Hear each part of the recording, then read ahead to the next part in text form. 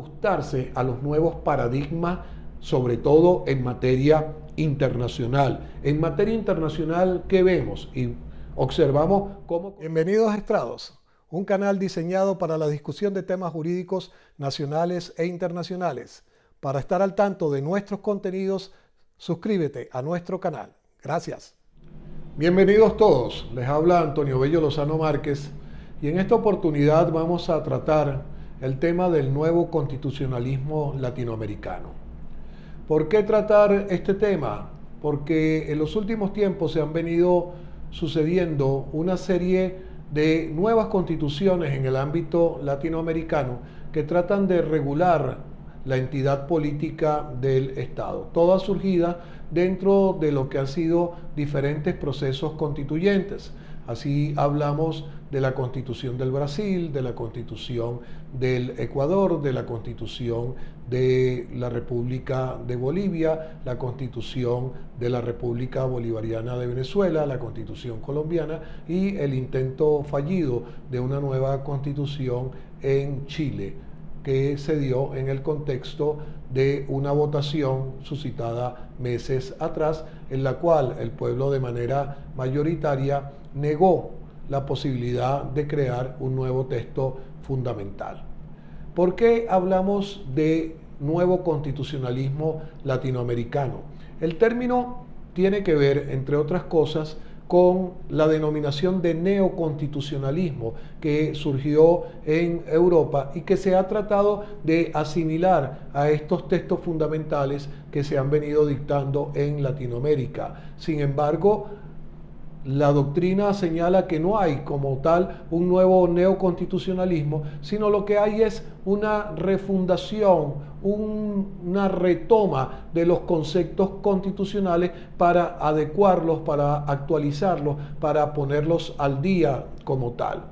En ese sentido, estamos hablando de procesos que surgen en base a una Asamblea Nacional Constituyente. Y esa Asamblea Nacional Constituyente tiene diferentes aspectos de acuerdo a la doctrina que así lo explique. La autora Lolimar Hernández señala que es aquel en virtud del cual un pueblo se da su primera ley política fundamental o modifica en aspectos esenciales su norma suprema preexistente.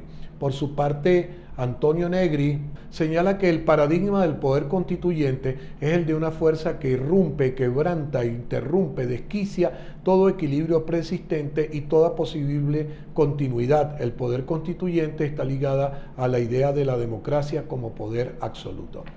Se pueden o no compartir estas tesis, particularmente la de Negri, que sabemos que es una persona cuya filosofía es básicamente la de la izquierda y que ven cómo la Constitución es un modo de irrumpir, desquiciar todo un proceso que se ha fundamentado, que se ha creado para regular las instituciones del Estado. No se trata, consideramos, de romper con el esquema del Estado tradicional, no se trata de imponer una filosofía revolucionaria, sino se trata de actualizar los derechos fundamentales, que es básicamente el contenido de toda Constitución, además de la regulación del Estado. Cuando hablamos en ese sentido, la doctrina ha señalado en específico que, por ejemplo, en este caso Pozzolo, que se trata de establecer principios contra reglas, que se trata de establecer la ponderación contra la subsunción o la Constitución versus la legislación o el Poder Judicial contra el Poder Legislativo. Es decir, formas típicas, formas continuas, formas básicas de lo que es el derecho constitucional, pero alternando los elementos, cambiando algunos aspectos de los mismos y en todo caso actualizándolos como tal. Por su parte, el gran filósofo alemán Robert Alexis señala que se trata de una tríada que tiene valores o principios constitucionales, el señalado elemento de la irradiación de los mismos y la ponderación como método para la utilización de esos derechos fundamentales. Señala en este sentido Robert Alexis que el juicio de ponderación constituye la herramienta que puede utilizar el intérprete para potenciar en la mayor medida posible y de acuerdo con criterios jurídicos y fácticos el alcance de los derechos fundamentales. Señala en tal sentido que son mandatos de optimización, es decir, la manera de hacer mejor, de hacer más completa, de determinar de mejor manera el uso, la implementación de los derechos fundamentales. En todo caso, cuando hablamos de un nuevo constitucionalismo, lo que estamos hablando es de utilizar a la Constitución como norma. Cuando hablamos de la Constitución como norma, lo que estamos señalando es que la misma es omnipresente, es decir, está en todos los elementos que se puedan considerar, que posee reglas y principios. La estructura, por ejemplo, como le explican algunos doctrinarios, en este caso Duque Corredor, son valores, principios y normas, y en ese contexto estaría todo lo que es el contenido constitucional y establecer el método ponderativo, es decir, ese método de lograr el justo equilibrio, el justo balance entre las diferentes posturas e incluso en el contenido de las disposiciones fundamentales. ¿Por qué? Porque puede darse el caso incluso que disposiciones que estén dentro del mismo texto constitucional puedan chocar una con la otra, puedan de una manera ser reglas o principios antinómicos, es decir, contrarios, diferentes, y que sencillamente hay que balancear, hay que establecer un equilibrio, y eso se logra a través del método ponderativo.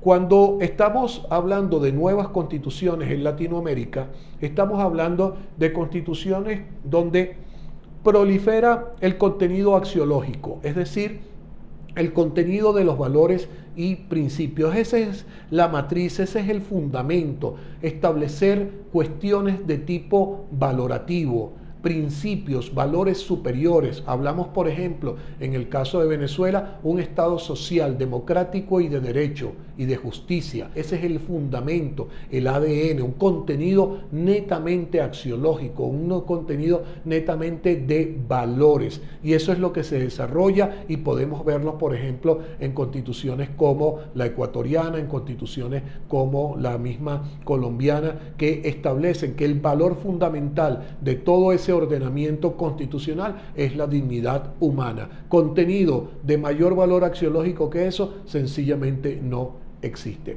Y un segundo elemento que sería la consagración de la jurisdicción constitucional. Todas estas nuevas constituciones tienen como fundamento que se crean salas constitucionales, tribunales constitucionales, es decir, una jurisdicción constitucional para conocer de los asuntos relacionados con el texto fundamental. ¿Eso qué requiere? Con jueces de mayor capacidad, con jueces con un conocimiento del texto constitucional y hacer de la materia constitucional una especialización como tal, de manera que la aplicación del texto fundamental sea óptima, sea lo mejor que se pueda lograr. En ese sentido, me gustaría leerles un contenido desarrollado por el profesor García de Enterría en su libro La Constitución como norma, que señala lo siguiente: una constitución sin un tribunal constitucional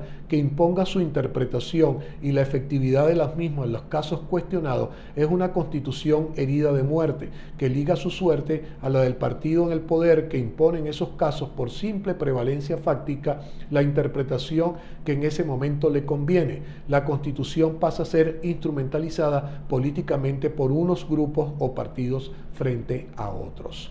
Una constitución requiere un tribunal constitucional y esa es la tendencia actual. Que esos tribunales funcionen adecuadamente o no, no es el aspecto a comentar en esta disertación, pero sí la nueva normativa constitucional, los nuevos aspectos constitucionales requieren de tribunales especializados, de salas constitucionales que tengan las competencias y las capacidades de sus integrantes para resolver conflictos de naturaleza constitucional. Eso es esencial y así lo han venido considerando las nuevas constituciones, incluyendo la de la República Bolivariana de Venezuela.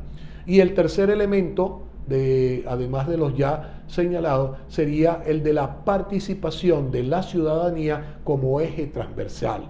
Es decir, todo requiere en un sistema democrático la participación del pueblo. Si se va a crear una nueva constitución a través de una Asamblea Nacional Constituyente, que esa Asamblea Nacional Constituyente sea presentada al pueblo, electa por el pueblo, votada por el pueblo como eje transversal de la soberanía. Todo gira en base a eso, todo gira en base al principio democrático como tal. Tenemos nuevas constituciones en Colombia, nuevas constituciones en Venezuela, nuevas constituciones en el Ecuador. Y hablamos de nuevas constituciones porque, si bien es cierto, la constitución venezolana data del año de 1999, si se quiere es una constitución reciente en relación con otras constituciones del continente y con otras constituciones del mundo. La comparación viene al caso sencillamente con la Constitución de los Estados Unidos de América, una constitución de los años 1700, una constitución muy vieja que ha tenido algunas variantes en el tiempo y que al pueblo americano le sirve, le ha sustentado su institucionalidad y pueden manejarse a través de las mismas. Otras entidades políticos territoriales, como es el caso de Latinoamérica, han querido reformar sus constituciones, han querido crear nuevos sistemas y nuevas entidades. Por ejemplo, ¿qué hizo la Constitución venezolana? Además de la división de poderes tradicionales en ejecutivo, legislativo y judicial, adicionó nuevos poderes para su conformación política, el llamado poder ciudadano, integrado por la Contraloría General de la República, la Fiscalía General de la República y la Defensoría del Pueblo, y además instituyó el poder electoral. Es decir, no son 3, ahora son 5 los poderes constituidos en la República para entender que debe existir un mejor funcionamiento de las instituciones. Por ejemplo, cuando hablamos del poder moral, no se trata de un poder nuevo, no se trata de ese poder ciudadano, de una idea original del nuevo constituyentista venezolano. No, eso data de la época de nuestro libertador Simón Bolívar, cuando en el Congreso de Angostura plantea la figura de un poder moral que luchara contra esas entidades como la corrupción, como el uso indebido del papel político, etc. Entonces, son constituciones de un alto contenido valorativo, de un alto contenido axiológico como tal. Por ejemplo, la Constitución de Colombia nos habla de la dignidad humana en su propio artículo 1, pero también habla del derecho a la paz, del derecho de asilo, del estudio y divulgación de la Constitución. Es fundamental que los ciudadanos tengan conciencia, tengan sentido de los contenidos constitucionales. El libertador Simón Bolívar decía que todo ciudadano debe tener conciencia jurídica, debe tener nociones del derecho para poder aplicarlo, para poder reclamar, para poder hacer un uso adecuado del mismo. La Constitución del Ecuador, por ejemplo, en su preámbulo, habla de un país comprometido con la integración latinoamericana, pero también habla del derecho al buen vivir, del derecho a migrar, del derecho a tener un medio adecuado de vida, pero también establece en ese contenido axiológico deberes fundamentales de los ciudadanos. Así habla, por ejemplo, del amaquila, del amayula y del amachou: no ser ocioso, no mentir y no robar. Es decir, ya darle un sentido constitucional a eso tiene un profundo valor, tiene una profunda significación. Es decir, la norma suprema, la norma fundamental, sencillamente nos establece unos parámetros de comportamiento que van más allá de deberes institucionales como son el votar, el comportarse adecuadamente, el no delinquir. No, aquí habla de otros aspectos de la vida: no ser ocioso, no mentir. Es decir, son fundamentos de la ciudadanía como tal. La Constitución de Bolivia, por su parte, habla de que Hay un componente social que la Constitución trata de desarrollar al decir que no somos liberales pero tampoco somos comunales. Es decir, hay que integrar los sistemas de vida. En el caso de la República de Bolivia, con un alto componente poblacional indígena, hay que legislar para ese tipo de población y hay que tenerlos en el sentido fundamental, es decir, del desarrollo constitucional. Entonces, por eso se habla en esa constitución del carácter plurinacional de la misma, es decir, diferentes entidades dentro de un mismo Estado. El caso chileno, particularmente, el pueblo votó, ejerció su opción democrática y consideró que no debía aprobarse esta constitución porque habían ciertos elementos que sencillamente no lo convencían. Esos elementos incluso, en parte, los analistas han señalado, se trata con la falta de divulgación del proyecto constitucional, de la idea del constituyentista como tal. Entonces, como señala la Constitución colombiana, hay que difundir la Constitución, hay que enseñar los contenidos. Por eso uno hoy en día critica acciones como que en los pensum de estudio de los estudiantes de educación primaria y de educación secundaria ya no se vean materias como, por ejemplo, educación cívica. Es decir, hay que comprender los deberes ciudadanos y hay que comprender los deberes constitucionales. En materia constitucional uno ve, por ejemplo, en la carrera de Derecho que los estudios constitucionales se remiten al primer año de la carrera, al primer semestre de la carrera. Se ve allí cuando el estudiante todavía no tiene mayores nociones de la ley, no tiene mayores nociones del mundo jurídico y después no vuelve a ver el derecho constitucional, sino eventualmente ya al finalizar la carrera para ver algunos recursos, como por ejemplo la acción de amparo constitucional. Pues bien, hoy en día, bajo el concepto que todo gira por la Constitución y de que estamos en un Estado constitucional, esos conceptos, esas nociones tienen que divulgarse de manera plena, de manera pues que no solo las normas constitucionales deben ser del conocimiento de los abogados, deben ser conocimiento de la ciudadanía en total. En la medida que haya una mejor comprensión de los valores, normas y principios constitucionales, habrá un mayor entendimiento, un mejor desarrollo y esto, de una manera u otra, es lo que han tratado de plasmar nuevas constituciones latinoamericanas, entiéndase la de Venezuela, la de Brasil, la de Colombia, la de Ecuador, la de Bolivia como tal. ¿Qué ha dicho la doctrina en relación con este nuevo constitucionalismo?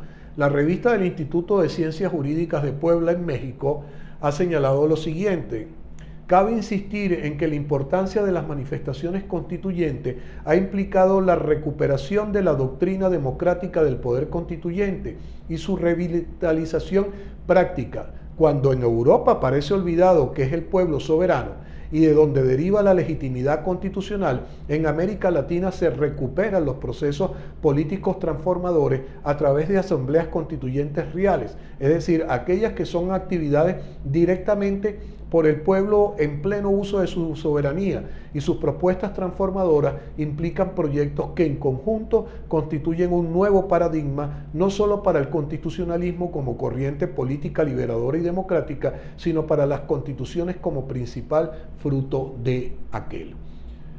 Asambleas constituyentes, nuevas constituciones, ajustarse a los nuevos paradigmas, sobre todo en materia internacional. En materia internacional, ¿qué vemos? Y observamos cómo constituciones como la de Ecuador establecen el derecho a migrar. El derecho a migrar porque estamos en un mundo global, estamos en un mundo nuevo, donde ya no deben haber fronteras, donde esas fronteras son delimitaciones territoriales, pero básicas, más que todo por razones de seguridad, pero el derecho a migrar existe. En el caso de Venezuela vemos cómo en los últimos años se ha producido una intensa migración poblacional, pero muchas veces no es una migración controlada, no es una migración ordenada, no es una migración que tenga o revista algún tipo de seguridad. Vemos como gente hoy día cruza la selva del Darién para llegar al hemisferio norte de este continente, lo cual implica, comporta una serie de peligros a la salud, a la vida misma de las personas, cómo se causan por efecto de una migración no controlada problemas en los países vecinos, en el caso de Colombia, con la atención primaria de los ciudadanos que migran para allá, cuestiones de vivienda, de empleo, de salud. Hay un derecho a migrar, hay un derecho a ir más allá de la frontera, y eso debe ser desarrollado por las constituciones. Uno celebra cuando la Constitución del Ecuador establece ese sentido de la migración. Entonces, ese derecho al asilo, ese derecho a no tener una atadura territorial que puede necesariamente ser cambiada por razones diversas, razones de salud, razones políticas, razones de persecución, razones criminales, lo que sea. Entonces, es necesario que las constituciones vayan hacia ese enfoque, y eso es lo que procuran los nuevos procesos constituyentes. Repito ya para concluir, que no se logre, que no se obtenga la satisfacción, ya no corresponde a la Constitución como texto, ya corresponde a los organismos y autoridades que están encargadas de aplicar las disposiciones constitucionales. Hay que respetar la Constitución, hay que darle sentido a la Constitución. Es la ley suprema y está por encima de todo. Si para eso se establece un nuevo texto constitucional y hay un nuevo constitucionalismo, bienvenido sea. Espero que estas reflexiones hayan sido de su agrado. Muchas gracias por su atención.